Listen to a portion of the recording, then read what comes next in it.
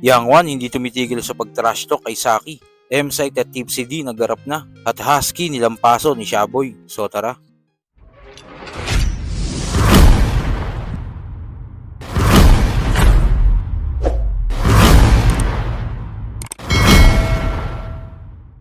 Matapos nga ang mainit na laban sa pagitan ni Yang Wan at Saki, ay nag-live nga agad dito si Yang Wan at patuloy pa din ang pag-trash talk nito kay Saki, Looney at mga may ayaw sa kanya. Dadagdag ko yun para sa akin, thank you.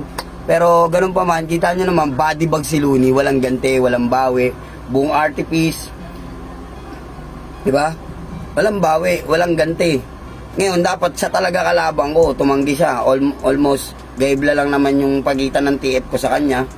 Pero yun nga, inayawan niya. Talagang yung bata niyang inayaan niyang sumalakay. Ito, out of nowhere talaga, nung nasabi sa akin si Saki na yung kalabang ko. Sa akin, greatest achievement niya to. Dahil para sa akin, wala naman akong dapat patunayan sa kanya. Pero kung meron man akong papatunayan, syempre, doon sa tao nagtiwala sa akin na mali niya ako doon, nabigyan ako ng ganung kalaking TF. Alam mo yun, sinulit ko rin yung bayad sa akin ng tao. Hindi rin naman kasino yung binigay sa akin ng tao. Pinatunayan ko sa kanila, I got my balls kasi meron yung kontrata na pag di ka sumipot, magbabayad ka ng triple. Bahit naman hindi sisipot. Kahit naman saan yung laban, nilalapagan ko, wala naman tayong pinangingilagan. Dala naman natin lahat ng dapat natin dalhin. Saka isa pa, para masabi ko rin sa lahat ng tao, yung dapat kong masabi kasi maraming makakanood, makakarinig. At yun. Saka yun, mga tol. Ang dami naman yung komento, yung dami nagko-komento sa akin, ang dami natin natatanggap na kung ano-anong salita ng tao, pero wala namang ginawa. Andun ako. Di ba? Andun ako. Tutangin na, pinuntahan ko sila doon. Nilapag ako yung event nila. Pero yung mga hindi, try nyo pumunta sa event namin sa Dunggalo. Subukan nyo pumunta, ha?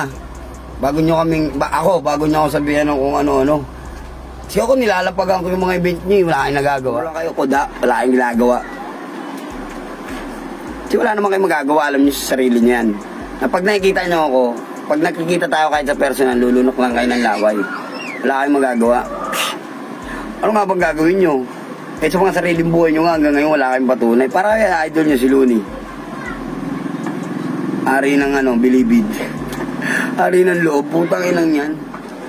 Yan, isa si Saki sa patunay na maraming may galit na puro comment lang. Oh, sabi niya, sawa na akong murahin ka sa comment, gusto na itong murahin sa live. Kumbaga, masakit talaga.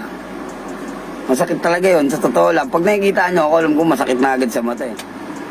Nabadibag si Saki, nabadibag si Looney, nabadibag Artipiece, nabadibag silang lahat. Binadibag lahat. Lahat, ubos.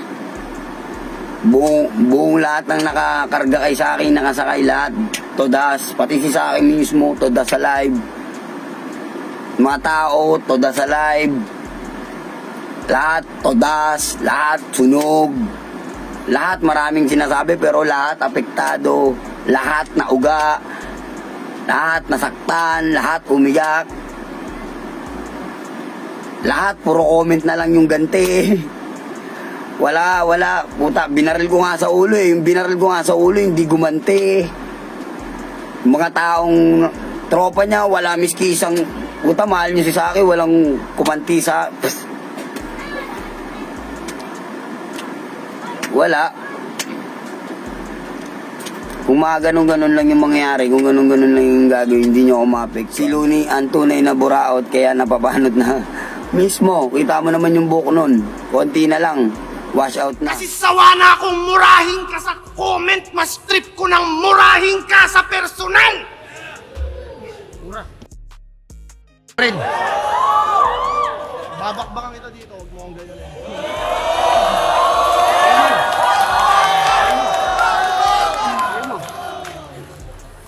Bouncers! Pag hindi nyo yun to, sasapakin ko to. Huwag kang sasalita pag rounds ko. Huwag mong patunayang Dunggalo ka.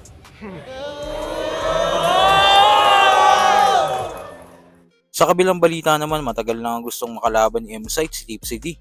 dahil minsan na nating narinig ang paghamon niya dito. Dahil siguro alam ni M-Site na malalabas na naman niya ang 100% niya pag isang tipsy din na makakapalitan niya ng letra. At sa kakatapos nga lang ng 1 minutes 3 ay nagkita sila dito at nagpakuha pa sila ng letrato na animoy mangyayari ng sagupaan nila. Sana nga mangyari ang matchup na ito dahil siguradong magiging mainit ang laban nila.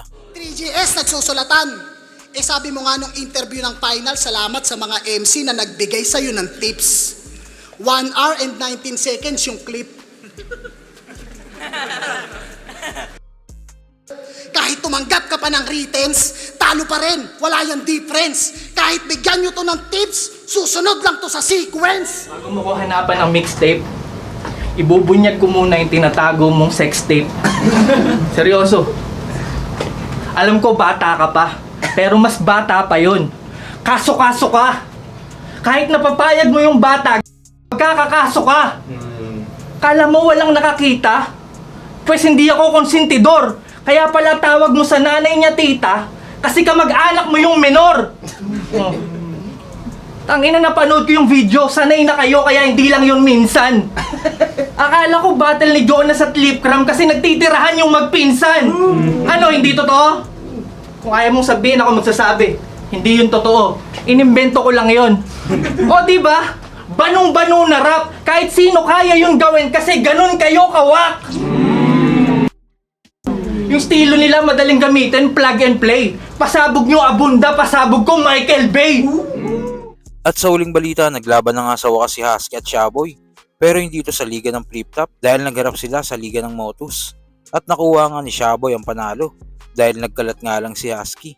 Maraming mga nanood ng live ang nadismaya. Sayang ang battle na ito dahil expect ng marami ay magiging pukpukan ito dahil meron na silang issue sa nakaraan noong laban ni Sir Deo at Husky. Pamato ng touching dun sa exclusive.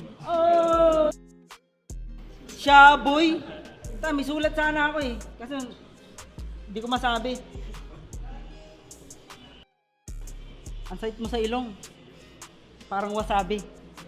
Si Husky talaga yan ng flip top, kaya ganyan ang postura. Ang kauna-unahang flip top MC na sumisira ng kultura. Kaya kung titirahin mo lang ako sa paghubad ko, hoy, mag-isip-isip ka muna. Baka mag-reflect lang sa'yo lahat ng sasabihin mo kapag naalala mong ikaw ang nauna. Kasi siya si Hentai Kamen at yung masasamang tao daw ay kanyang dinadampot. Madalas niyang tulungan yung mga biktima ng rape tapos siya din naman So kayo ba, anong masasabi nyo sa naging laban ni Husky at Shaboy? At kanino kayo papanig kung sakaling maglaban si Tipsy D at M-Site? Kung ano man ang saloobin mo, comment mo lang sa baba na mapag-usapan natin yan. So yun lang, God bless.